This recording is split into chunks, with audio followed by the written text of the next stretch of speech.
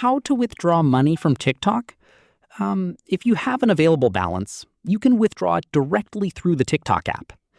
First, open the TikTok app and go to your profile by tapping the profile icon in the bottom right corner. Tap the three horizontal lines in the top right corner. From the menu, select Balance. Wait for the balance page to load. Now tap your estimated balance.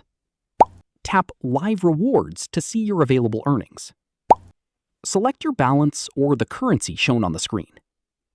Now look for the Withdraw button and tap on it. If TikTok asks you to set up a payment method, select your preferred option and enter the required payment details. Once everything is set up, review the withdrawal information and confirm the request. In my case, I don't have any money in my TikTok account, so the available balance is $0 and there isn't anything to withdraw. Keep in mind that withdrawal options, minimum amounts, limits, and available payment methods can vary depending on your country, account, and TikTok's current requirements. And that's how you can withdraw money from TikTok.